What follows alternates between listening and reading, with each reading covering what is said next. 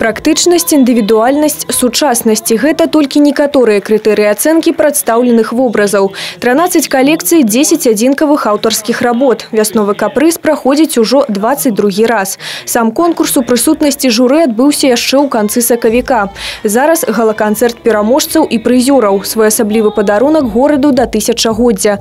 Менавіта «Міленіум» падштурхнуў на ідэю стварэння калекцый, прысвечаных галоўнай падзеі года. Это такой детский праздник, который имеет свои традиции, имеет своих зрителей, имеет своих участников и уже состоявшихся модельеров, которые когда-то были участниками нашего конкурса, что особенно приятно. В костюмах очень много знакомых наших каких-то символов города, знакомых объектов городских. Бярем вобраз знакамітага брэсцкага ліхтаршчыка не менш вядомы верш вялікага рускага паэта Александра Блока. Атрымліваем новы сучасны лук.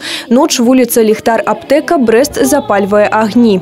Дарэчы, адзіны вобраз конкурсу, аўтарам якога з'яўляецца не дзяўчына. Мікіта Церашчук дакладна перадаў усе дробязі прапанаванай мадэлі. В нашем городе есть замечательная традиция, когда опускаются сумерки, фонарщик зажигает огни. Мне захотелось пофантазировать, а что будет, если эту миссию доверить девушке?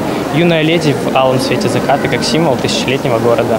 Пяшчотнасць фарбаў, лёгкасць тканіны – галоўны элемент матылькі. Самую, што ні на ёсць вясновую калекцыю прадставіла Анастасія Леанюк. Дарэчы, яна самая малодшая удзельніца. Бабочки, они всегда символизировали легкость души, такую радость, счастье, что-то необычное.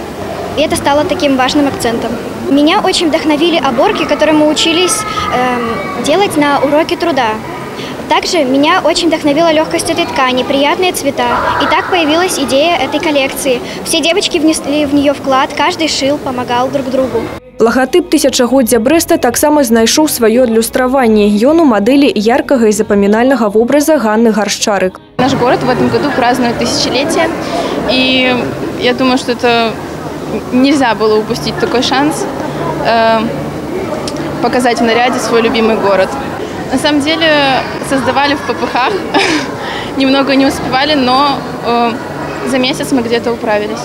Кожная ўзнагарода знайшла свайго ўладальніка. Усе ўдзельнікі атрымалі перамогі ў пэўных намінацыях. А гран-пры конкурса аказалася ў руках юных мадэльераў з сярэдняй школы нумар 1.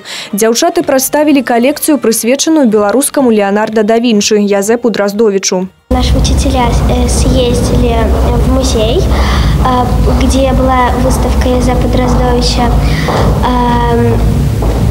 Показали нам ее, и мы решили уже показать это на платьях. У нас платье у всех как бы подходит. То одно платье с одним платьем сочетается, и другое сочетается с другим. Хто ведае, магчыма, у будучым гэтыя маладыя і амбіцыйныя юдашкіны Версачы будуць дэфіліраваць не толькі па берасцейскаму подыуму. Анастасія Кудзіш, Юрый Плінда, тэлерадыёкампанія «Брэст».